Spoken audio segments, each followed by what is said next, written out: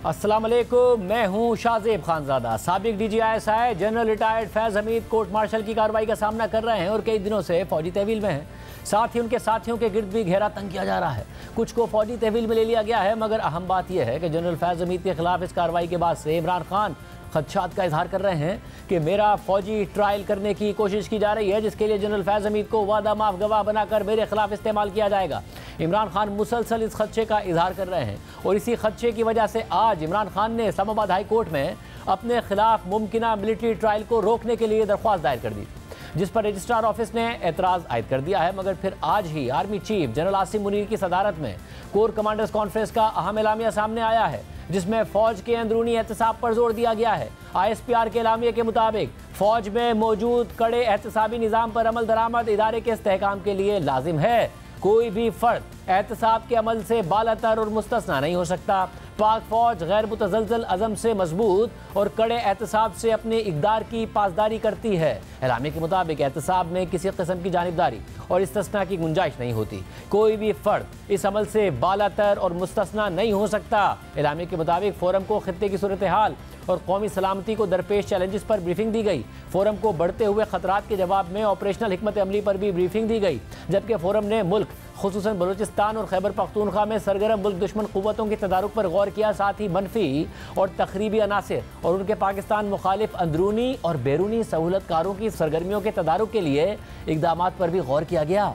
इलामे के मुताबिक army chief ने एक मजबूत और मौसर कानूनी निज़ाम की फौरी ज़रूरत और अहमियत को तस्लीम करते हुए इस बात पर जोर दिया कि दहशत गर्दों, इंतशार पसंदों और जराइम पेशा माफियात के खिलाफ तेज़ और कानूनी कार्रवाई करने में पाक फौज, हुकूमत, इंतजामी इदारों और कानून नाफिज करने वाले इदारों को जामे ताउन फराहम करती रहेगी। एलामिया के मुताबिक फोरम ने दहशतगर्द नेटवर्क्स के साथ मिलीभगत करके काम करने वाले गैर कानूनी स्पेक्ट्रम के खिलाफ जारी कोशिशों पर भी इत्मीनान का इजहार किया और साथ ही सख्त साइबर सिक्योरिटी इक़दामात के जरिए कौमी साइबर स्पेस की हिफाजत की ज़रूरत पर भी जोर दिया गया। एक तरफ इस्टेब्लिशमेंट की तरफ से दो टोक मौक़िफ़ सामने आ रहा है, तो दूसरी तरफ मुल्क में सियासी डेडलॉक मजीद बढ़ता जा रहा है। PTI और इस्टेब्लिशमेंट के साथ साथ अब PTI और हुकूमत के मुज़ाकरात का मुस्तकबिल भी धुंधला होता जा रहा है। तहरीक इंसाफ पहले ही हुकूमत से मुज़ाकरात के लिए तैयार नहीं थी, इस्टेब्लिशमेंट की तरफ देख रही थी, बार बार देख रही थी, मुतालबे कर रही थी, मगर महमूद खान अचकज़ई के जरिए PTI ने हुकूमत से इनडायरेक्ट मुज़ाकरात का रास्ता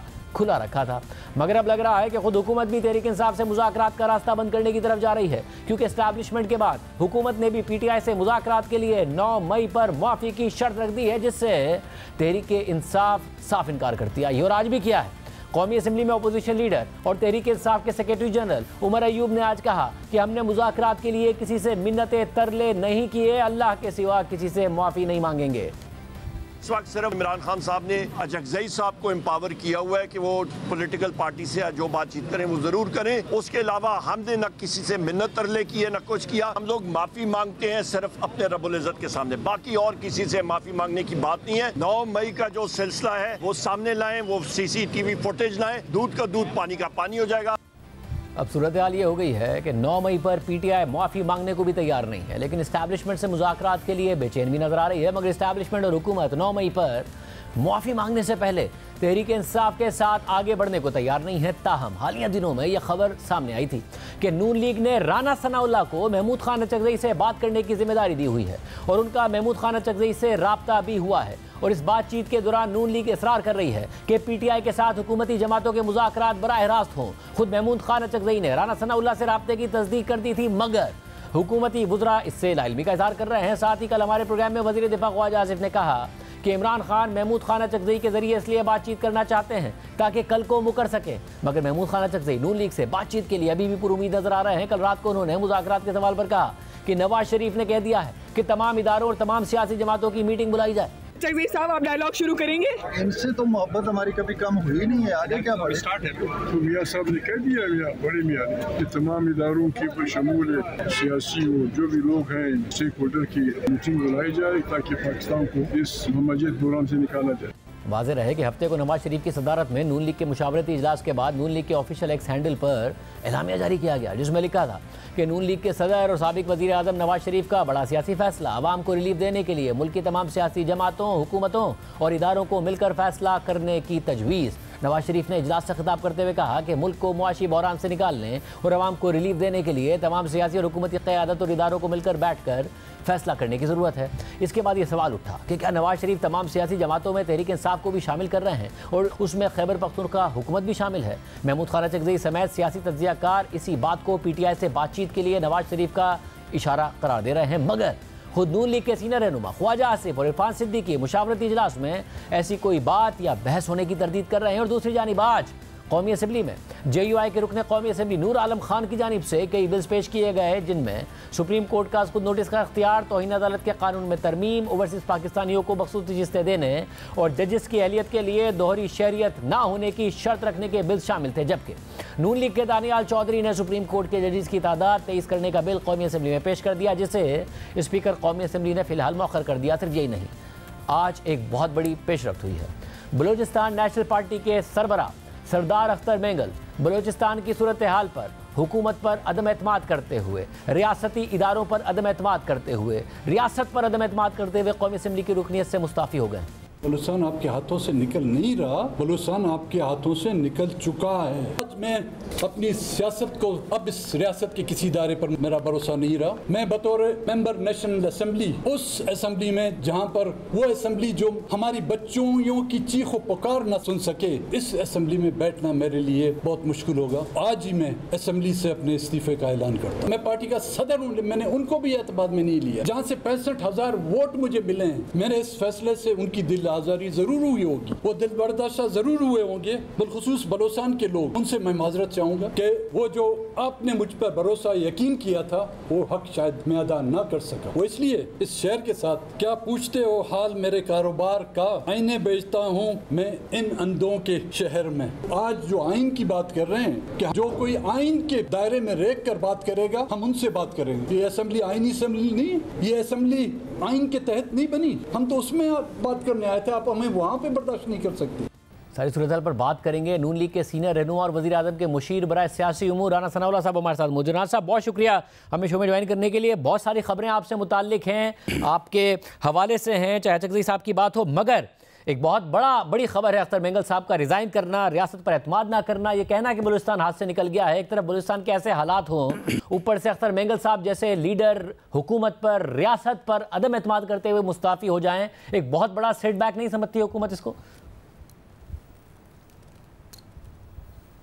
मेंगल साहब जो है वो बलूचिस्तान के बड़े सीनियर और बड़े अहम सियासतदान और रहनुमा हैं, और पिछले दिनों में जो वहाँ पे अपेक्स कमेटी का इजलास हुआ, तो उसमें शायद उनको बरवक्त इतला नहीं हो सकी, क्योंकि उन्हीं पार्टी के मेंबर सनाउल्लाह बलोच साहब ने एक प्रोग्राम में, वो मेरे साथ मौजूद थे, तो उन्होंने इस बात का गिला किया। आज भी उन्होंने जो इस्तीफ़ा दिया है, तो उसमें उनका मौक़िफ़ ये था कि असम्बली में मुझे बात करने का जो है वो मौका नहीं दिया गया। तो मैं समझता हूँ कि अख्तर मेंगल साहब जैसे सीनियर, ज़ीरक और एक अहम रहनुमा के तौर पे हमें उनकी दिलजोई करनी चाहिए, उनको दूर होना चाहिए, और हुकूमत जो है वो इस सिलसिले में उनसे ज़रूर रब्ता करेगी। वो जो हमारी PDM की गवर्नमेंट थी, उसका एक बड़ा अहम हिस्सा रहे हैं, हम उन्हें जानते हैं। वो नाराज़ भी होते हैं, लेकिन फिर अपने भाइयों के, दोस्तों के मनाने पे राज़ी भी हो जाते हैं। तो हमारी ये भरपूर कोशिश होगी कि उनकी नाराज़गी को दूर किया जाए, और वो असम्बली के मेंबर भी रहें, और जो उनका मौक़िफ़ है, जो वो कहना चाहते हैं, जो वो सुनाना चाहते हैं, उसे सुना भी जाए और उसका एहतराम भी किया जाए। अच्छा, मगर साथ में उन्होंने ये कहा कि ज़ाहिर इस असेंबली को ये आईनी नहीं है, और मैं अपनी सियासत को, अब मेरा रियासत के किसी इदारे पर भरोसा नहीं रहा। अब देखें, बात यहाँ तक तो महदूद नहीं है कि उन्हें किसी एक इजलास में नहीं बुलाया या उन्हें मौका नहीं मिला। एक इतना सीनियर सियासतदान जब वो कह रहा है कि मैंने अपने वोटर को भी एतमाद में नहीं लिया, 65,000 वोट मुझे मिले, मेरे इस फैसले से उनकी भी दिल आज़ारी होगी, और बलूचिस्तान की ऐसी हसास सूरत हाल हो, तो इसका मतलब है ना वाकई रियासत ने, सियासत ने फेल हुई है इस एक मकाम पर, और बलूचिस्तान के हालात को देखते हुए एक बहुत बड़ा सेटबैक है।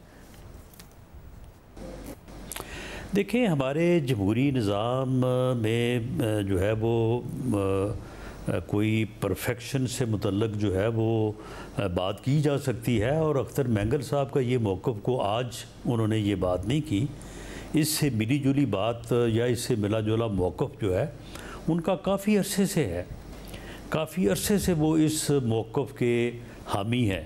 लेकिन इसके बावजूद जो है वो पूरे निज़ाम के साथ जब वो चलते रहे हैं, तो निज़ाम के साथ उनका चलना जो है वो इस सिस्टम की जमहूरियत की भी ज़रूरत है, और मैं समझता हूँ कि बलूचिस्तान के लोगों की भी ज़रूरत है, उनकी पार्टी की भी ज़रूरत है।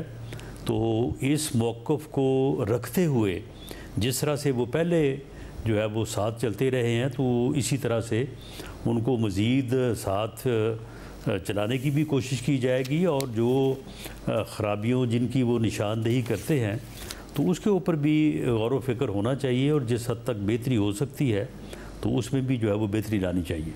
साहब, इसके अलावा अब जो मुज़ाकरात का मामला है, आप ज़ाहिर है आपकी पूरी जमात अचकज़ई साहब के बारे में अच्छी राय रखती है, आप भी अच्छी राय रखते हैं, मगर आपकी जमात ही अचकज़ई साहब को ये भी कह रही है कि जी इमरान खान की बातों में मत आना, ये आपको इसलिए फ्रंट पे कर रहे हैं कि मुकर जाएंगे। फिर ये भी कह रहे हैं कि जी मुज़ाकरात का तो कोई मामला ही नहीं है, पहले 9 मई पर माफ़ी मांगे। मगर आपकी बहरहाल बातचीत हुई, और उसके बाद हुई जब इमरान खान साहब की तरफ से, तहरीक इंसाफ की तरफ से नॉमिनेट किया गया है अचकज़ई साहब को आप लोगों से बात करने के लिए, क्योंकि खुद बात करने को तैयार नहीं है। तो फिर आखिर आपकी बात क्या हुई उनसे? देखिए, जहाँ तक महमूद ख़ान अचकज़ई साहब की बात है या मौलाना फजलुर रहमान साहब की बात है, इन लोगों के साथ हमारे भी ज़ाती तौर पे, सियासी तौर पे भी, और हमारी लीडरशिप के बड़े ही अच्छे तल्लुकात हैं। मियाँ साहबान का इनके साथ बड़ा एक एहतराम का और बड़ा प्यार का रिश्ता है, और सिर्फ़ PDM के वक्त से नहीं, या उससे पहले जो PTI की फाशिस्ट हुकूमत के ख़िलाफ़ जो तहरीक थी उसी से नहीं, 2014 से आपके इल्म में है कि महमूद ख़ान अचकज़ई जो है वो किस मजबूती के साथ जो है वो PMLN के साथ, PMLN की गवर्नमेंट के साथ खड़े थे। तो जहाँ तक उनसे हमारा मिलने का, उनकी तरफ जाने का, उनसे बात करने का तल्लुक़ है, तो वो तो हम इंडिपेंडेंटली भी और बग़ैर किसी मुज़ाकरात के भी उनसे मिलते रहे हैं, मिल रहे हैं, और आइंदा भी मिलेंगे। मामला ये है कि PTI बतौर जमात भी और बानी PTI भी, जब वो ये बात कहते हैं कि हमने महमूद ख़ान अचकज़ई साहब को ये मैंडेट दे दिया है कि वो सियासी जमातों से बात करें, उसी के साथ वो ये भी कहते हैं कि PMLN से या हुकूमती इत्तेहाद से हमारी बात जो है वो नहीं हो सकती, हम इनको तस्लीम नहीं करते, अगर हम इनसे अगर बात करेंगे तो उससे ये समझा जाएगा कि हमने इनको तस्लीम कर लिया है, हम इनको तस्लीम नहीं करते। तो फिर ऐसी सूरत में जो है वो फिर महमूद ख़ान अचकज़ई साहब को किस बात का इन्होंने मैंडेट दिया है, ये तो मैं समझता हूँ कि उनके साथ भी ये मजाक करने के मुतरादिफ है। नहीं, मगर राजा साहब, मगर उसके बावजूद आप मिले, आप अचकज़ई साहब से अपने होती है, मगर उनके साथ सारी बातें होती हैं, मगर आप उनसे फिर भी मिले। अब आप उनसे अपने पुराने ताल्लुक़ की वजह से मिले होंगे, मगर अचकज़ई साहब तो मुज़ाकरात में अपोजिशन की नुमाइंदगी करते हुए मिले, उस मैंडेट को लेते हुए मिले जो कि इमरान खान ने और तहरीक इंसाफ ने उन्हें दिया है। तो उनकी तरफ से क्या कहा गया आपसे, आपने क्या जवाब दिया उन्हें? लेकिन देखें, जब भी उनसे मिलते हैं तो फिर मुल्की हालात पे भी, बलूचिस्तान के हवाले से भी जो है वो उनसे सारी बातें होती हैं। ये पिछले दिनों जब उनसे मुलाकात हुई है तो मैंने उनसे यही बात की है कि ये आपको किस किस्म का वो मैंडेट जो है वो कह रहे हैं, वो तो साथ ही ये बात भी करते हैं कि वो हमारे साथ बात करने को जो है वो तैयार नहीं है। तो इसलिए ये बानी PTI की तरफ से जो मिक्स सिग्नल्स दिए जाते हैं, इस्टेब्लिशमेंट के हवाले से भी, 9 मई के हवाले से भी, और मुज़ाकरात के हवाले से भी, तो मामला ये है कि जब तक इस बारे में कोई चीज़ वाज़े ना हो तो उस वक्त तक इसके ऊपर कोई जो है वो हतमी बात जो है वो नहीं की जा सकती। तो राज साहब, ये बात आपने, राज साहब ये बात आपने, मैं PMLN पर आता हूँ, मैं PMLN पर आता हूँ, मगर आपने ये बात कह दी अचकज़ई साहब को, अचकज़ई साहब ने क्या जवाब दिया, उनका क्या मौक़िफ़ था? आप उनसे मिले तो आपने उनको यही कहा कि जी ये अपनी पोजीशन वाज़े करें। ये भी खबर आई कि आपने ये भी कहा कि अगर पीटीआई ने मुज़ाकरात करने हैं तो फिर वो अपनी कोई कमेटी नामजद करें, हमसे बराह रास्त मुज़ाकरात करें। इसकी भी तस्दीक या तरदीद कर दीजिएगा या फिर तस्दीक कर दीजिएगा। और अचकज़ई साहब ने क्या जवाब दिया ये भी बता दीजिएगा। नहीं, ये बात इस तरह से नहीं हुई। मैंने उनके साथ यही बात की जो मैंने आपके साथ भी की है कि एक तरफ वो आपको मैंडेट देते हैं, एक तरफ वो आपको कहते हैं कि जी आप मुज़ाकरात करें, और साथ ही वो नाम ले के बाकायदा कहते हैं कि इनके साथ बात नहीं होनी चाहिए, इनके साथ हमने बात नहीं करनी। तो इसके ऊपर महमूद खान अचकज़ई साहब बड़े ज़ीरक और बड़े सीनियर सियासतदान हैं। इसके ऊपर उन्होंने ये बिल्कुल इस बात के ऊपर अफसोस का इजहार ही किया, लेकिन उन्होंने साथ ही ये कहा कि इस वक्त जो मुल्क के हालात हैं, इस वक्त जो सूरत हाल हमें दरपेश है और ख़ास तौर पे बलूचिस्तान में, तो उसके ऊपर जब तक सब मिल के नहीं बैठेंगे, एक दूसरे को बर्दाश्त नहीं करेंगे, एक दूसरे से बात नहीं करेंगे, तो मामला जो है वो आगे नहीं बढ़ सकता। और ये वही बात है जो मियां नवाज शरीफ साहब भी जो है वो अपनी पार्टी मीटिंग्स में भी कह रहे हैं। 21 अक्टूबर को भी उन्होंने ये बात बड़ी सच्चाई से और बड़ी क्लैरिटी से कही थी कि मेरा 40 साला सियासी ज़िंदगी का निचोड़ ये है कि मुल्क इस वक्त जिस सूरत हाल में है, सब सर जोड़ के बैठेंगे तो हम इस सूरत हाल से जो है ओहदा बरा हो सकेंगे। मतलब यानी फिर इसका तो जो लुब्बे लुबाब है वो ये कि आपने कि नवाज शरीफ साहब की भी ये राय है कि पीटीआई समेत सबको सर जोड़कर बैठना चाहिए, उसमें पीटीआई भी शामिल है। जी बिल्कुल, जब भी मियां नवाज शरीफ साहब ने बात की है, वो भले 21 अक्टूबर को वो एक बहुत बड़े जलसा आम से ख़िताब कर रहे थे, या जब भी उन्होंने पार्टी में मीटिंग्स में हमारे सामने बात की है, उन्होंने अपनी इस बात के बाद कभी ये नहीं कहा कि पीटीआई को निकाल दें, या जिस तरह से बानी पीटीआई कहते हैं एक तरफ बात कि जी मुज़ाकरात होने चाहिए सियासी जमातों से, और फिर साथ ही उसको क्वालिफाई करते हैं कि जी फ़लाँ से नहीं होनी चाहिए। जो महमूद खान अचकज़ई साहब ने बात की, उन्होंने भी जो है वो किसी जमात को बाहर निकालने की बात नहीं की, और मियां नवाज शरीफ साहब ने भी कभी भी अपनी बात के बाद उसको इस तरह से जो है वो कंक्लूड नहीं किया कि जी फ़लाँ जमात को जो है वो निकाल के बाकी सब बैठें। मतलब यानी कि अब मियां नवाज शरीफ की ये सोच है, और फिर आपके और अचकज़ई साहब के दरमियान भी ये कंसेंसस हुआ कि सबके दरमियानी बातचीत होनी चाहिए, सबको मिलना चाहिए। तो अचकज़ई साहब क्या फिर ये पैगाम लेके, क्या कंक्लूजन ये था आपकी और उनकी मुलाकात का कि हाँ मैं ये बात इमरान खान से करूंगा या पीटीआई से करूंगा कि सब मिलकर बैठे हैं, बजाय इसके कि किसी को वो माइनस करे, किसी से बात करें, किसी से ना करे और उन्हें अपना नुमाइंदा बना दें? जी महमूद खान साहब का ये मैंने खैर उनको कोई इस तरह से मैं उनको कोई हुक्म या डायरेक्शन देने की पोजीशन में तो नहीं हूँ, लेकिन उन्होंने जो गुफ्तगू की उससे मुझे पूरी तरह अंदाज़ा है कि वो बड़ी सच्चाई के साथ इस बात पे यकीन रखते हैं, और इस मकसद के लिए वो सभी पार्टी कायदीन से उनका बहुत सौ से रब्ता उनका है भी, और मज़ीद भी वो रब्ता करेंगे। अच्छा, मगर मसला ये कि पहले इस्टेब्लिशमेंट ने 9 मई की शर्त रखी थी, वो साथ में कहते थे अगर बातचीत करनी होगी तो सियासी जमातें करेंगी, हमारा क्या काम, मगर 9 मई पे माफ़ी मांगे। अब आप लोगों ने रख दिया, आपके रहनुमाओं ने, तो अगर अचकज़ई साहब आगे से मना लें तो 9 मई पे तो माफ़ी मांगने को तैयार नहीं है वो। उमर अयूब साहब ने आज भी दोहराई ये बात, इमरान खान साहब भी बार बार कह रहे हैं, तो फिर आप ये शर्त लेकर आ जाएंगे, क्योंकि इस्टेब्लिशमेंट का क्या फिर आप पर दबाव होगा कि नहीं जी बात नहीं करनी है, हमने मौक़िफ़ लिया हुआ है कि 9 मई पे पहले माफ़ी मांगे? देखिए शाहज़ेब, सियासत में कुछ बातें जो है वो जवाब दर जवाब भी जो है वो कहनी लाजम हो जाती हैं। जब बानी पीटीआई रोज़ उठ के ये कहे कि जी मैं इनके साथ बात करने को तैयार नहीं हूँ, इनके पास है क्या, इनकी पोजीशन क्या, तो फिर उसके ऊपर जो है वो हमारी तरफ से भी जो है वो जवाब लाजम हो जाता है।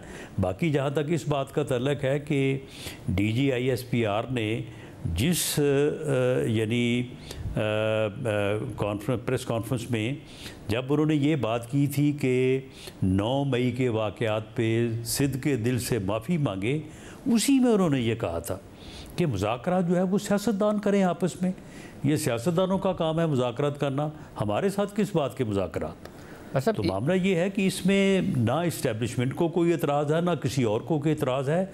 इस राह में अगर कोई रुकावट है आज भी और इससे पहले भी, तो वो एक ही बंदा है और वो बानी पीटीआई है। PMLN ऑन रिकॉर्ड है, जब हम अपोजिशन में थे उस वक्त भी on the floor of the house as leader of the opposition मियाँ शहबाज शरीफ ने ऑफ़र किया था कि आएँ, बैठें, बात करें और मुल्क के मसाइल को जो है वो हल करने के लिए एक मुश्तरका लाहे अमल तैयार करें और चार्टर ऑफ इकॉनमी करें। आज वो वज़ीर आज़म है, उन्होंने बतौर वज़ीर आज़म भी on the floor of the house ये बात कही है। तो जब मियाँ शहबाज शरीफ ने एज़ प्राइम मिनिस्टर ये बात कही कि आएँ, बैठें, बात करें, उन्होंने कतन इस वक्त ये नहीं कहा कि जी पहले आप जाके माफ़ी मांगें और उसके बाद फिर आएँ तो फिर आपके साथ बात करोगे। उन्होंने बिल्कुल ओपन ऑफ़र की, लेकिन उसका जो जवाब आया वो आपके इल्म में है। ये बड़ी अहम बात है। आप कह रहे हैं कि सियासत में बहुत सारी बातें जवाब के लिए कही जाती हैं, यानी कि अगर वहाँ से इमरान खान साहब की तरफ से आप लोगों के लिए मुज़ाकरात के हवाले से कोई नरमी आए तो आपकी तरफ से भी जवाबन फिर नरमी ही आएगी बातचीत के लिए। देखें शाहजेब, वज़ीर आज़म पाकिस्तान मियाँ शहबाज शरीफ साहब ने on the floor of the house वो उस दिन आए, आके इनकी जो है वो बेंचेस पे गए, सबसे हाथ मिलाया, हाल चाल पूछा, उसके बाद वो अपनी सीट पे आए और आके उन्होंने कहा कि जी जो भी मसाइल दरपेश हैं आएँ, बैठे, आपके साथ हम बात करने को तैयार हैं। उन्होंने कतन उस दिन ये बात नहीं कही कि जी पहले आप जाएं, माफ़ी मांगें और उसके बाद फिर आएँ तो फिर आपसे बात करेंगे, लेकिन उसका जवाब भी नेगेटिव आया। बहुत शुक्रिया। क्रिकेट में पाकिस्तान के लिए एक के बाद एक बुरी खबर आने का सिलसिला जारी है। हर नई खबर पहले से ज़्यादा ज़िल्लत का पैगाम ला रही है। नौबत ये आ गई है कि बांग्लादेश ने पाकिस्तान को होम ग्राउंड पर वाइट वॉश कर दिया है। रावलपिंडी में खेले गए दूसरे टेस्ट मैच में 6 विकेटों से शिकस्त देकर बांग्लादेश ने सीरीज में 2-0 से पाकिस्तान को वाइट वॉश कर दिया है। बांग्लादेश ने दोनों मैचेस बासानी जीते।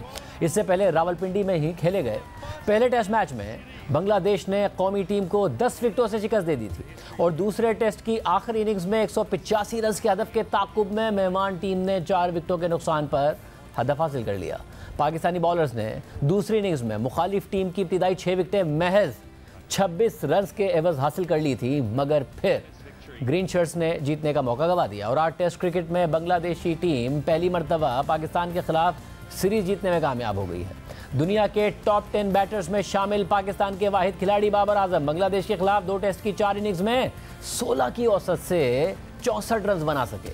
बाबर आजम ने दूसरे मैच की पहली इनिंग्स में 31 जबकि दूसरी इनिंग्स में 11 रन बनाए हैं, जबकि पहले टेस्ट में बाबर ने पहली इनिंग्स में 0 जबकि दूसरी इनिंग्स में 22 रन बनाए। यूं उनका सबसे ज़्यादा स्कोर इस सीरीज़ में 31 रन रहा और उन्हें गुज़िश्ता 16 टेस्ट इनिंग्स के बाद भी अपनी पहली निस्फ सेंचुरी का इंतज़ार है, बल्कि पूरी कौम को ही इंतज़ार है। आखिरी 16 इनिंग्स में पाकिस्तान के नंबर 1 बैटर ने सिर्फ 331 रन बनाए हैं। शान मसूद की कप्तानी में पाकिस्तान मुसलसल 5वां टेस्ट मैच हारा है। वो बांग्लादेश के खिलाफ दोनों मैचेस में 26 की औसत से 105 रन बना सके हैं, जबकि मोहम्मद रिजवान ने सबसे ज़्यादा 294 रन, एक सेंचुरी और एक निस्फ सेंचुरी की मदद से बनाए। उनका बेहतरीन स्कोर 171 रन रहा। पाकिस्तान क्रिकेट टीम को तारीख में दूसरी मरतबा अपनी सरजमीन पर हरीफ के हाथों वाइट वॉश का सामना करना पड़ा है। दिसंबर 2022 में इंग्लैंड ने पाकिस्तान को 3-0 से शिकस्त देकर तारीख में पहली मरतबा पाकिस्तान के होम ग्राउंड पर वाइट वॉश किया था। पाकिस्तानी टीम फरवरी 2021 में जनूबी अफ्रीका से जीतने के बाद पौने 4 साल से अपने होम ग्राउंड पर एक भी टेस्ट मैच नहीं जीत पाई है, बल्कि बांग्लादेश जैसी टीम जो आज तक पाकिस्तान से एक भी टेस्ट मैच नहीं जीत पाई थी, आज वो पाकिस्तान के होम ग्राउंड पर वाइट वॉश कर गई है। 2021 के बाद से अब तक पीसीबी के 4 चेयरमैन तब्दील हुए, मगर टीम की किस्मत तब्दील नहीं हो पाई है। ग्रीन शर्ट्स ने 2017 में चैंपियंस ट्रॉफी जीती थी और ये वो वक्त था जब सरफराज अहमद पाकिस्तानी टीम के कप्तान और मिकी आर्थर कोच थे। 2017 की आईसीसी चैंपियंस ट्रॉफी जीतने के बाद पाकिस्तान ने टेस्ट सीरीज हारने के बावजूद श्रीलंका को वनडे और T20 सीरीज में वाइट वॉश किया। जुलाई 2018 में पाकिस्तान ने जिम्बाब्वे और ऑस्ट्रेलिया के साथ ट्रायंगुलर सीरीज जीती और T20 में अपनी नंबर 1 रैंकिंग बरकरार रखी। इसके बाद 2019 में मिकी आर्थर और सरफराज दोनों को अचानक फारिग कर दिया गया और फिर आज तक पाकिस्तान कोई बड़ा टाइटल नहीं जीत पाया है और टीम की रैंकिंग भी ज़्यादातर जवाली का शिकार रही और हम सीरीज़ पर सीरीज़ हारते चले गए। नौबत याद आ गई कि जून में अमेरिका में होने वाले वर्ल्ड कप में पाकिस्तानी टीम अमेरिका जैसी टीम से हार गई और चेयरमैन पीसीबी मोहसिन नकवी ने मैच के बाद सहाफ़ियों से गुफ्तगू करते हुए खुद को जिम्मेदार ठहराने के बजाय ये बयान दिया कि लगता था कि क्रिकेट टीम का छोटी सर्जरी से काम चल जाएगा, लेकिन आज की इंतहाई ख़राब कारकर्दगी के बाद यकीन हो गया है कि टीम में बड़ी सर्जरी की ज़रूरत है। कौम जल्द बड़ी सर्जरी होती देखेगी। वक्त आ गया है कि बाहर बैठे नए टैलेंट को मौका दिया जाए। क्रिकेट टीम को दुनिया की एक बेहतरीन टीम बनाना है। हमें अच्छी तरह मालूम है कि टीम में क्या चल रहा था और हारने की वजूहत क्या है। मगर वर्ल्ड कप के लिए टीम की रवानगी से पहले चेयरमैन पीसीबी कभी खिलाड़ियों को ग्रुपिंग पर लेक्चर दे रहे थे, तो कभी इनामात का ऐलान कर रहे थे, कभी कौम से दरख्वास्त कर रहे थे कि टीम पर तनकीद ना करें, टीम वर्ल्ड कप जीत कर आएगी। कल टीम को $1 लाख का अनाउंसमेंट की है। अगर मेरा बस होता तो मैं इससे और ज़्यादा अनाउंसमेंट करता। ये पैसे ना तो हुकूमत पाकिस्तान के हैं, ना पैसे ये मेरे हैं, ये पैसे पीसीबी के हैं। इन पैसों पे सबसे ज़्यादा अगर किसी का हक है तो इन्हीं प्लेयर्स का है जो ये जान मारते हैं और पाकिस्तान का नाम रोशन करते हैं। अल्लाह ताला ने चाहा तो ये $1 लाख आप लोगों के सामने उनको देंगे इंशाअल्लाह ताला। इस टीम में हर तरह का पोटेंशियल मौजूद है, हर तरह का कॉम्बिनेशन मौजूद है। मुझे बड़ी अल्लाह ताला से उम्मीद है 2024 की ट्रॉफी जो है वो ये टीम लेके आएगी। मैं आपको बता रहा हूँ, मैं बिल्कुल दोस्ती यारी वाला आदमी भी हूँ और बदलिहाज भी हूँ। बदलिहाज इस सेंस में कि अगर कोई एक कंप्लेन मिली तो पूरी की पूरी टीम जाएगी, फिर मैं लिहाज नहीं करूँगा। लेकिन अब ये वक्त आ गया है कि बांग्लादेश जैसी टीमें पाकिस्तानी क्रिकेट की सर्जरी कर रही हैं। भारत ने अपने वजीर दाखिला अमित शाह के बेटे जय शाह को भारतीय क्रिकेट बोर्ड का सरबराह बना दिया, जिस पर उन पर तनकीद भी होती है। हालांकि उनकी टीम अच्छा परफॉर्म भी कर रही है और हमने अपने वजीर दाखिला को ही पीसीबी का चेयरमैन बना दिया। मगर इसका नतीजा ये सामने आ रहा है, ना उनसे वज़ारत दाखिला संभल रही है और ना ही क्रिकेट संभल रही है। मगर उन्हें जवाबदेह ठहराने की हिम्मत शायद खुद वज़ीर आज़म में भी नहीं है। मोहसिन नकवी जब से पीसीबी के चेयरमैन बने हैं वो मुसलसल टीम के साथ दिखाई देते हैं। मार्च में पीएसएल के दौरान उन्होंने पाकिस्तानी खिलाड़ियों से मुलाकात के दौरान कहा था कि अगर मुझे टीम में ग्रुपिंग की एक भी शिकायत मिली तो पूरी टीम घर जाएगी। इसी तरह कुछ अरसे बाद काकुल में टीम की ट्रेनिंग के दौरान भी वो मिलिट्री अकेडमी पहुंच गए थे और टीम से खिताब किया था, जिसके चंद दिन बाद जब पाकिस्तानी टीम आयरलैंड से सीरीज़ खेलने गई तो मोहसिन नकवी वहाँ भी पहुँच गए। इसके बाद अमेरिका में जारी वर्ल्ड कप में भी वो टीम के हमरा रहे, बार बार टीम से मिलते रहे, खुद फैसले करते रहे, टीम को लेक्चर्स देते रहे और फिर टीम हारती रही और वो खिलाड़ियों को वर्ल्ड कप के दौरान सर्जरी की धमकी भी देते रहे। अब पाकिस्तानी क्रिकेट टीम अक्टूबर में इंग्लैंड के खिलाफ पाकिस्तान में ही 3 मैचों पर मुश्तमिल टेस्ट सीरीज़ खेलेगी और चेयरमैन पीसीबी से कोई जवाब तलबी नहीं हो रही है। हमने उन्हें प्रोग्राम में बुलाया तो वो नहीं आए और फिर हमने उन्हें आज ये सवालात भेजे और उनका मौक़िफ़ मालूम किया, मगर उसका भी जवाब नहीं आया। सवाल नंबर 1, आपका एक के बाद एक प्लान और दावा नाकाम हो रहा है। अब तो बांग्लादेश ने भी वाइट वॉश कर दिया है। अक्टूबर में टेस्ट सीरीज़ के लिए इंग्लैंड की टीम पाकिस्तान आ रही है, आपके पास आगे का क्या प्लान है? सवाल नंबर 2, पाकिस्तानी टीम की बदतरीन कारकर्दगी को देखते हुए मुसलसल नाकाम होने वाले प्लेयर्स का कोई बैकअप मौजूद है? सवाल नंबर 3, टीम में अंदरूनी सियासत और इख्तलाफात की खबरों पर पीसीबी का क्या मौक़िफ़ है? अब तक क्या एक्शन लिया गया? सवाल नंबर 4, पीसीबी में ओहदों की तकसीम खुद एक बड़ा सवाल बना हुआ है, फैसला साजी में ताख़ीर पर आपका क्या मौक़िफ़ है? सवाल नंबर 5, T20 वर्ल्ड कप में शिकस्त के बाद कोच गैरी क्रिस्टन ने पीसीबी को रिपोर्ट जमा कराई, फिर आपसे मुलाकात भी की। कोच ने टीम की बदतरीन कारकर्दगी की जिम्मेदारी किस पर डाली थी और क्या वजूहत बताई थी? क्या इस पर कोई एक्शन लिया गया? सवाल नंबर 6, आप टीम में जिस सर्जरी का दावा कर रहे थे वो क्या सर्जरी थी और कब होगी? सवाल नंबर 7, आपके आने के बाद क्रिकेट टीम की कारकर्दगी मज़ीद नीचे चली गई है, कोई हिकमत अमली भी नज़र नहीं आती है, क्या आप अपनी नाकामी का एतराफ़ करते हैं? लेकिन चेयरमैन पीसीबी मोहसिन नकवी का कोई मौक़िफ़ सामने नहीं आया। इस पूरी सूरत हाल पर बात करेंगे टेस्ट क्रिकेटर सिकंदर बख्त और अहमद शहजाद हमारे साथ मौजूद हैं। आप दोनों का बहुत शुक्रिया। सिक्कू भाई, ये जो सवाल है, अब मसला एक बड़ा अजीब है। पहले हम आपसे बात करते थे तो बात ये होती थी कि फ़लाँ को की जगह फ़लाँ को खिला लेते, फ़लाँ को बिठाते, फ़लाँ को खिलाते।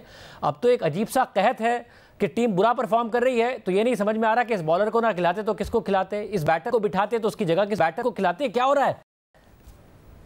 या देखिए, सबसे पहले तो शाहजेब हमें बांग्लादेश की तारीफ करनी चाहिए कि वो जिस हालात से इस मुल्क में आए हमारे साथ मैच खेलने, उनके पास तो प्रैक्टिस के लिए जगह भी नहीं थी, ना उनके पास कोई टाइम था, बेचारे फंस के रह गए थे। तो पीसीबी ने उनको अर्ली इनवाइट किया, उन्होंने आके यहाँ प्रैक्टिस की और हमें उन्होंने बिल्कुल आउट क्लास कर दिया हर डिपार्टमेंट में, बॉलिंग हो, बैटिंग हो, हर लिहाज से। इवन उनके जो कोचेस थे उनकी स्ट्रेटजीज अच्छी थी और हमारे वाले कोचेस को यही नहीं पता था कि ये स्पिनिंग ट्रैक है। उन्होंने हमारे कोच अजहर महमूद को मैं इसलिए ज़्यादा ब्लेम दूंगा कि वो जो गोरा है वो तो आया हुआ, उसका पहला सीजन है, पहला मैच है, उसको तो पता ही नहीं था कि अजहर महमूद कह रहे थे मुझसे तो हमने रीड गलत कर ली पिच, और कप्तान कह रहे हैं कि हमने स्पिनर को गलत खिलाया या खिलाया, व्हाटएवर। मतलब इतनी कंफ्यूजन मैंने अपनी ज़िंदगी में नहीं देखी। देखिए, अभी जो 5-6 साल पिछले गुजरे उसमें मैं किसी को जो नई जो नकवी साहब की है उसको ब्लेम नहीं करता कि चले जी उनको एक कंफ्यूज टीम उनके हाथ में दी गई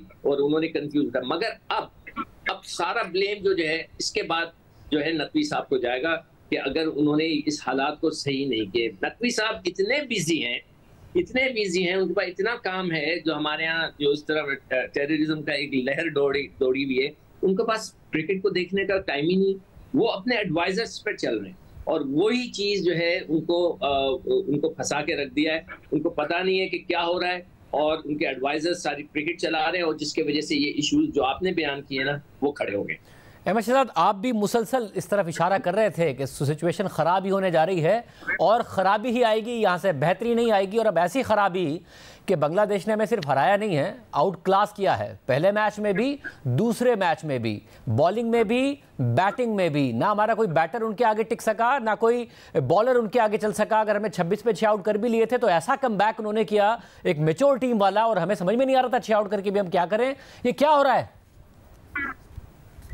हमने देखा था अभी पीछे वर्ल्ड कप में जो हमारा हाल हुआ था, उसके बाद जो इस कौम के साथ वादे किए गए वो पूरे नहीं किए गए। अनफॉर्चुनेटली हमें लग रहा था कि मोहसिन नकवी साहब जो है बड़े स्ट्रॉन्ग एक इंसान है, बड़ा अगर कोई पाकिस्तान के क्रिकेट को बेहतर कर सकते हैं तो वो होंगे। लेकिन जो जिस तरह की चीजें शाहजेब भाई नजर आ रही है, मुझे नहीं लगता है, आई एम सॉरी टू से, कि उनको क्रिकेट का कोई ज्यादा आइडिया है। वो जो भी उनके आसपास वाले लोग कहते जा रहे हैं वो मानते जा रहे हैं। बिल्कुल उनके पास दो बहुत बड़े ओहदे हैं इस मुल्क के और दोनों तरफ बहुत ज्यादा काम है और अटेंशन रिक्वायर्ड है। अनफॉर्चुनेटली क्रिकेट इग्नोर हो रही है और ये शाहजेब भाई टाइम नहीं था क्रिकेट को इग्नोर करने का। क्रिकेट एक ऐसी चीज है जो हमारे मुल्क में पूरे पाकिस्तान को जोड़ती है और एक एंटरटेनमेंट है। अनफॉर्चुनेटली कुछ डिसीजन थे जो बेटरमेंट के लिए लेने थे और वो उन्होंने नहीं लिए। वही लोग जो ग्रुपिंग्स में मुलव्वस थे, वही लोग जिन्होंने पाकिस्तान को पर्सनल माइलस्टोन्स के पीछे रख दिया, वही लोग जिनकी जो पैशन था वो खत्म होकर पैसों पे आ गया, फिटनेस उनके नीचे है, लड़ाइयां हुई टीम के अंदर, उन्हीं लोग को दोबारा रख लिया गया और अवाम के इमोशंस के साथ एक दफा फिर खेला गया।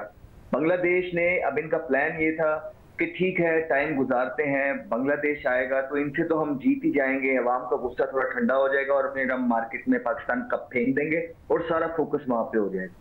लेकिन वो जो लोग जिनके साथ आप जातियां कर रहे हैं उनकी भी जो है ना चीजें लगती हैं, अल्लाह ताला उनका भी है, वो भी बेचारे उनकी माँ बाप है, वो हाय देते हैं। और आपको बांग्लादेश भी जो है ना हरा के चला गया और व्हाइट वॉश करके चला गया। अब आप कौन सा जो है ना डिस्ट्रैक्शन लोगों को देंगे? आप किधर को आप बजवाने की सोच रहे हैं? आप क्या कहेंगे? आप दोबारा से आप जो है ना कल से आप देख लीजिएगा शाहजेब भाई, पाकिस्तान कप की पोस्ट स्टार्ट हो जाएंगी। ये इस तरह के मुल्क में शाहजेब भाई जहाँ पे खाने के लिए पैसे नहीं है, बिजली के लिए पैसे नहीं है, बिलों से लोग टूट रहे मर रहे हैं, सर्दियों में कंबल नहीं है, गर्मियों में पंखा नहीं है, वहां पे आप इतनी hefty अमाउंट्स ऑफ मनी अपने इन फेल्ड प्लेयर्स पे इन्वेस्ट कर रहे हैं, इसका कोई जिम्मेदार है? या जो है 5 मेंटोर्स आप लेके आए जिनका महाना आप 5 मिलियन 1 महीने का आप देंगे और 3 साल का कॉन्ट्रैक्ट किया है, क्या इनका स्कोप ऑफ वर्क इस चीज की इजाजत देता है? इस मुल्क के अंदर इनका काम क्या होगा? कुछ नहीं, सिर्फ 5 प्लेयर ला के खड़े कर दिए हैं कि सारी जो बंदूकों का रुख है उनकी तरफ हो जाए और पीछे से जो चेयरमैन और पीसीबी के जो एम्प्लॉयज हैं उन तक कोई बात ना पूछे। यही हम करते आए हैं जिसकी वजह से क्रिकेट का भला नहीं हुआ, लेकिन वक्ती तौर पे लोग अपनी नौकरियां बचाने के लिए कामयाब हो जाए तो बहुत मुबारक हो उन लोगों की नौकरियां, उन लोगों को जिन्होंने पाकिस्तान क्रिकेट का बेड़ा गर्क कर दिया। मगर सिकू भाई हुआ एग्जैक्टली क्या है? 2017 में हम चैंपियंस ट्रॉफी जीतते हैं, अच्छी T20 की टीम हमारी, सरफराज अहमद थे, मिकी आर्थर थे, उसके बाद ये अचानक क्या होता है कि हमारे पास दुनिया का नंबर 1 बैटर वो परफॉर्म नहीं कर पा रहा, शाहीन शाह अफरीदी बेहतरीन बॉलर वो नहीं परफॉर्म कर पा रहे। हमें आज जब शान मसूद ने जिक्र किया तो इशारा दिया कि जी T20 खेलते हैं तो टेस्ट अच्छे प्लेयर्स तो नहीं पैदा होंगे, मगर तो T20 में अमेरिका से हार गए, वनडे वर्ल्ड कप में हमने नहीं अच्छा परफॉर्म किया। ओवरऑल इतना बड़ा डाउनफॉल कि जो अच्छे हैं खिलाड़ी हैं बैटर और बॉलर वो परफॉर्म नहीं कर रहे और बेंच पे कोई नजर नहीं आ रहा, या कोई ऐसा होगा जी इसको ले आए तो ये बड़ी जबरदस्त बॉलिंग कर देगा या ये टीम को बदल देगा। ये देखिए शाहजेब, हुआ ये है कि क्रिकेट बोर्ड कमजोर हो गया है और लड़के स्ट्रांग हो गए। ठीक है, वो क्यों हुए? इसलिए कि आपने पिछले 6 साल के अंदर आपके पास मानी साहब आए, उसके बाद आपके पास रमीज राजा आ गए, फिर जका अशरफ आ गए, अब जो है नकवी साहब आ गए, बीच में सेठी साहब भी आ गए, तो 5 तो यही हो गए 5 साल में। आप अगर 5-6 सालों के अंदर 5-6 चेयरमैन बदलेंगे तो उसके साथ सिलेक्शन कमेटी भी बदलेगी, कोचेस भी बदलेंगे, स्टाफ भी बदलेगा, मगर जो पीसीबी में काम करने वाले वही लोग हैं। जब लड़कों को ये पता चल जाए कि क्रिकेट बोर्ड खुद ही अपने पैरों पे नहीं खड़ा, घबराया हुआ है, तो वो स्ट्रांग हो गए। जब वो स्ट्रांग हो गए तो बाबर आजम और उनके जो ग्रुप था, जो टोला था, जिसको यही शाहीन कहता था, शाहीन अफरीदी, कि बाबर हमारी रेड लाइन है, उसको कोई क्रॉस ना करे। अब आपस में इनके झगड़े हो गए, तो ये जो रेड लाइन बनाई उन्होंने, तो ये एक लड़कों का ग्रुप हो गया। इस ग्रुप ने किसी और को अंदर नहीं आने दिया।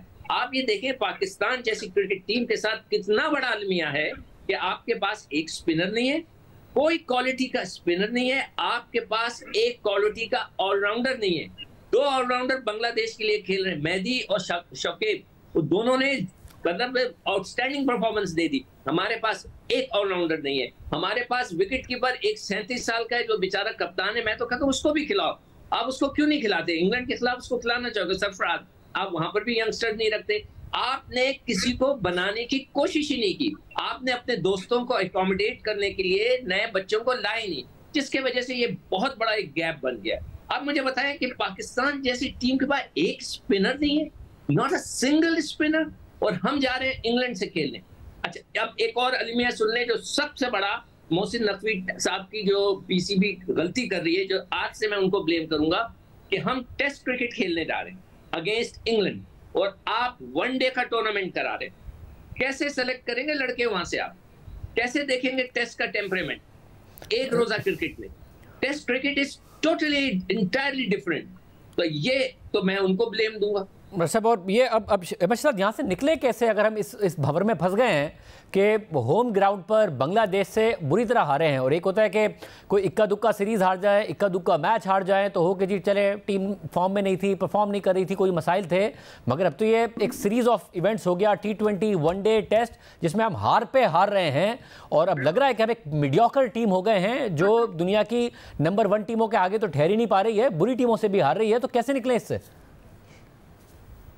इसमें 2 चीजें हैं। देखिए, पहले तो जो डिसीजन हैं, जिन लड़कों ने पर्सनल माइलस्टोन्स के लिए खेला, टीम का माहौल खराब किया और अपने आप को क्रिकेट से बड़ा समझने लग गए, उन लड़कों को निशाने इबरत बनाना पड़ेगा बाकी यंगस्टर्स के लिए और डोमेस्टिक क्रिकेटर्स के लिए। दूसरा, डोमेस्टिक के क्रिकेटर्स को आपको रिस्पेक्ट देनी पड़ेगी, इंपॉर्टेंस देनी पड़ेगी। आप ये नहीं कह सकते कि आपके पास औजार नहीं है। वो लड़के 10-10 साल से खेल रहे हैं और they have the ability to perform. और अगर नहीं भी करेंगे तो आपने चेन बंद नहीं करनी है। अगर आप चेन बंद कर देते तो आपका डोमेस्टिक स्ट्रक्चर जो है वो खत्म हो जाता है। तीसरा, जो पीसीबी में बैठे हुए लोग हैं, कहीं ना कहीं उनको ये समझना पड़ेगा कि आप अब ज्यादा खेल नहीं सकते। अब आप ये जो लड़के हैं, इनको डर लग रहा है पीसीबी में कि अगर इन लड़कों को हमने निकाल दिया और अगर दूसरे किसी को ले आए तो हम एक्सपोज हो जाएंगे। ठीक है, और हम एक्सपोज हो गए तो लोग हमसे पूछेंगे कि यार आपके पास, आपने तो क्रिकेट का तबाह कर दिया है, आपने क्रिकेटर प्लेयर्स बनाने थे, किसकी जिम्मेदारी थी शाहजेब भाई प्लेयर्स बनाने? मैं आपसे पूछता हूँ, पीसीबी की थी ना? ये प्रोग्राम्स वगैरह प्रोग्रामिंग किसने करानी थी? एक सिस्टम कौन चलाता है? पाकिस्तान क्रिकेट बोर्ड की जिम्मेदारी थी। लेकिन उन्होंने क्या किया? उन्होंने ये किया कि उन्होंने आज तक जो लोग 12-12 साल से वहां बैठे हुए हैं, उन्होंने कोई एक ऑलराउंडर अच्छा बनाया? कोई उन्होंने एक स्पिनर बना के दिया हो? आपके पास कोई स्पिनर नहीं, कोई ऑलराउंडर नहीं है। फास्ट बॉलिंग की जो हालात है आपके सामने, ऊपर से टीम के अंदर ग्रुपिंग, आप क्या ही कर सकते हैं?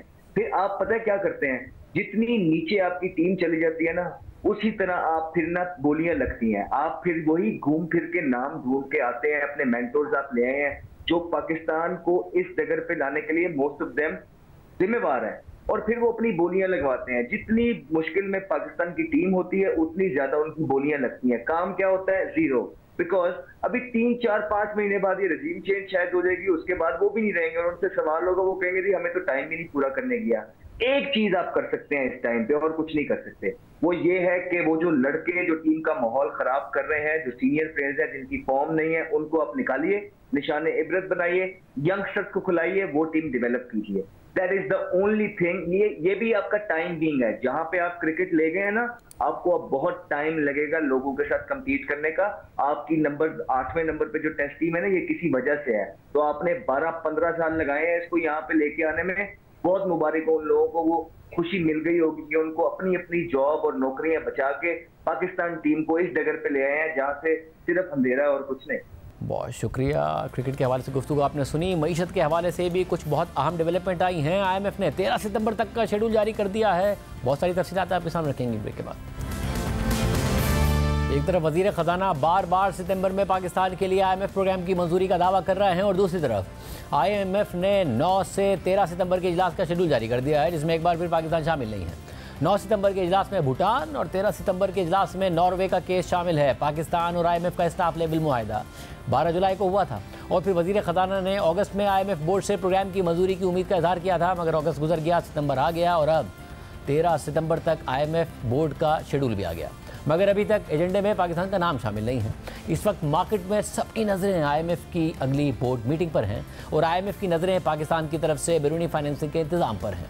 पाकिस्तान को $2 अरब की बैरूनी फाइनेंसिंग का इंतज़ाम करना है। वज़ीर ख़जाना मोहम्मद औरंगज़ेब ने आज कहा कि बैरूनी फाइनेंसिंग का इंतज़ाम करने के करीब हैं और वक्त पर IMF प्रोग्राम IMF बोर्ड से मंजूर हो जाएगा। जो IMF वाली डिस्कशन है, जो स्टाफ लेवल एग्रीमेंट है, उसमें तो जुलाई में हो गया। इस वक्त we are in advance stages in terms of in getting assurances around our external financing और उसमें हम अब एडवांस स्टेज में हैं। ये वक्त पे ये प्रोग्राम जो है एग्जीक्यूटिव बोर्ड से अप्रूव होगा और इसको एक कामयाब प्रोग्राम बनाएंगे और जैसे प्राइम मिनिस्टर कहते हैं इंशाअल्लाह इसको आखिरी प्रोग्राम भी बनाएंगे।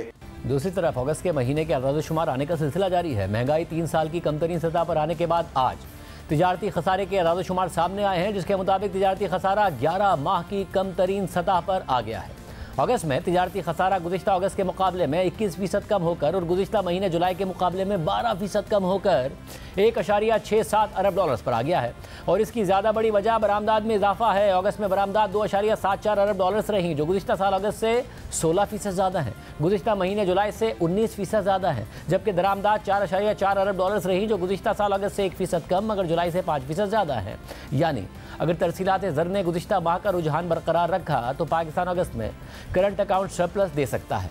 वज़ीर ख़जाना ने करंट अकाउंट, तिजारती खसारे, ज़र मुबादला के ज़खायर और करेंसी के इस्तेहकाम पर इत्मीनान का इज़हार करते हुए बताया कि बैरूनी कंपनीज़ के डिविडेंड्स और LCs का सारा बैकलॉग क्लियर हो चुका है और महंगाई सिंगल डिजिट में आ गई है। उन्होंने इस उम्मीद का भी इज़हार किया कि शरह सूद में महंगाई के मुताबिक कमी आएगी। हमारे foreign exchange reserve are now more than 2 months of import cover, over $9 billion. Currency हमारी स्टेबल है। जो हमारे ट्विन डेफिसिट्स हैं, जो करंट अकाउंट डेफिसिट है, दैट्स इन चेक। अब इन सारी चीजों का जो फायदा हुआ, जितना हमारा बैकलॉग था पिछले 18 से 24 महीनों में, whether was import LCs, import contracts, हमारी डिविडेंड्स और प्रॉफिट रेमिटेंसेस रुकी हुई थी, वो सारा बैकलॉग जो है वो क्लियर हो चुका है। इन्फ्लेशन का नंबर है कि 38% पे ये पीक हुआ। इस साल तो अब 9.6% आ गया है। जो इन्फ्लेशन जो बतदरीज नीचे आ रही है, उससे आप पॉलिसी रेट भी बतदरीज नीचे आ रहा है। जो पॉलिसी रेट है और जो इंटरेस्ट रेट्स हैं वो आप इन्फ्लेशन के मुताबिक नीचे जाते देखेंगे। जो 2 रेटिंग एजेंसीज हैं हमारी, फिच एंड मूडीज, दोनों ने हमारी रेटिंग में 1 नॉच उसको इंक्रीज किया है। ये एक एक्सटर्नल रिकग्निशन है कि जो मईशत है वो सही सिमत की तरफ जा चुकी है। FBR इस माली साल के 2 माह में टारगेट हासिल नहीं कर सका और 1554 अरब रुपए के 2 माह के टारगेट के मुकाबले में 1456 अरब रुपए टैक्स इकट्ठा कर सका है, मगर हुकूमत बेस बढ़ाने की दावेदार है। टैक्स टू GDP को 8.8% से बढ़ाकर 13% पर ले जाने की दावेदार है और दूसरी तरफ ताजिर टैक्स देने को तैयार नहीं है, हड़तालें कर रहे हैं। और आज वज़ीर ख़जाना ने कहा कि इस मईशत में जिन सेक्टर्स का 43% हिस्सा है वो 1% से भी कम टैक्स देते हैं। उन्होंने टैक्स ना देने वालों से गुजारिश की कि हम सबको अपना हिस्सा डालना है, क्योंकि तनख्वाहदार तबका और मैन्युफैक्चरिंग सेक्टर अपने GDP में हिस्से से ज़्यादा टैक्स दे रहे हैं। फिर उन्होंने गुजारिश भी की मगर साथ ही तनबीह भी की कि टैक्स देना पड़ेगा, फैसला वापस नहीं होगा। हमने अपनी जो महसूलात को आगे बढ़ाना है और उसकी बड़ी बेसिक वजह है कि पिछले साल हमने 29% अपने टैक्स रेवेन्यूज बढ़ाए, but still we are at 8.8% of tax to GDP। देखिए ये सस्टेनेबल, कोई भी मुल्क इस लेवल पे सस्टेनेबल नहीं हो सकता। उसकी सिमत जो हमने कहा है कि 13% से ऊपर लेकर जाना है, we will have to be absolutely clear about the implementation and execution. मेरी आप सबसे इस्तदा है कि 43% of the sectors in this economy pay less than 1% tax। देखिए हमें सबको मिलकर एक कलेक्टिव एफर्ट करनी है, एक कलेक्टिव गुजारिश करनी है कि आप इसका बोझ इकट्ठे संभालिए। We all have to contribute because otherwise we will keep on going to the same for more। और वहां भी अब हमारे पास कोई गुंजाइश नहीं रही। जो तनख्वाहदार तबका है, जो मैन्युफैक्चरिंग इंडस्ट्री है, they are already paying way above what they are contributing to the GDP। तो ये हम कब तक इसी तरह चलते रहेगा और कब तक ये मुल्क ऐसे ही चलता रहेगा। तो जितने मेरे होलसेलर्स, डिस्ट्रीब्यूटर्स, रिटेलर्स, हमारी दोबारा आपसे गुजारिश है कि आप अपना कदम आगे लेकर जाइए to contribute to the country's economy. ये महसूलात के बेसिस पे ही मुल्क चलते हैं, चैरिटी से मुल्क नहीं चलते। But one thing I want to be very clear, this is not going to be taken back, because अगर हमने ये किया तो बाकी जो तबकात हैं, जो इस वक्त वो नाला हैं, वो और मुश्किल में चले जाएंगे। अब आम बात यह है कि एक तरफ शुरू के 2 माह में FBR को 98 अरब रुपए का शॉर्टफॉल है, तो दूसरी तरफ हुकूमत को पेट्रोलियम डेवलपमेंट लेवी की मद में शॉर्टफॉल का सामना करना पड़ सकता है। इस वक्त पेट्रोल और डीजल पर हुकूमत 60 रुपये फी लीटर पेट्रोलियम लेवी इकट्ठा कर रही है। पूरे साल के लिए हुकूमत ने 1281 अरब रुपए का टारगेट रखा है, मगर मसला यह है कि पाकिस्तान में इस माली साल के इब्तिदाई 2 माह में पेट्रोलियम मसनूआत की फरोख्त में 12% की कमी आई है, जिसकी वजह डिमांड में कमी के साथ साथ स्मगलिंग भी है। और JS ग्लोबल की रिसर्च के मुताबिक अगर पेट्रोलियम मसनूआत की सेल्स इस माली साल के बाकी 10 माह में भी इसी तरह रही तो हुकूमत 1281 अरब रुपए के टारगेट से तकरीबन 400 अरब रुपए कम इकट्ठे कर पाएगी। और अगर हुकूमत ने पेट्रोलियम लेवी फी लीटर 60 रुपए से बढ़ाकर 70 रुपए कर दी तो भी सेल्स में इस कमी के साथ हुकूमत बाकी 10 माह में 1281 अरब रुपए के टारगेट के मुकाबले में 975 अरब रुपए इकट्ठा कर पाएगी, यानी तकरीबन 300 अरब रुपए का शॉर्टफॉल होगा। JS ग्लोबल की रिसर्च के मुताबिक बाकी 10 माह में 1281 अरब रुपए पेट्रोलियम लेवी का टारगेट पेट्रोलियम मसनूआत की सेल्स में 35% इजाफे के बाद ही मुमकिन है, जबकि अगर पेट्रोलियम लेवी को फी लीटर 60 रुपए से बढ़ाकर 70 रुपए कर दिया जाए तो भी सेल्स में तकरीबन 15% का इजाफा दरकार होगा ताकि टारगेट हासिल किया जा सके। अब देखते हैं कि हुकूमत इस हवाले से क्या इकदाम करती है, क्योंकि फ़िलहाल तो इब्तिदाई 2 माह में पेट्रोलियम मसनूआत की सेल्स में 12% की कमी रिकॉर्ड की गई और अब बैनुल-अक़वामी मार्केट में तेल की कीमतें गिर रही हैं, आज भी बहुत ज़्यादा गिरी हैं। तो हुकूमत आइंदा क्या फ़ैसला करेगी, PDL बढ़ाएगी या फिर मसनूआत की कीमतों में कमी करेगी, ये देखना होगा। आज के प्रोग्राम में इतना दीजिए, अल्लाह हाफ़िज़।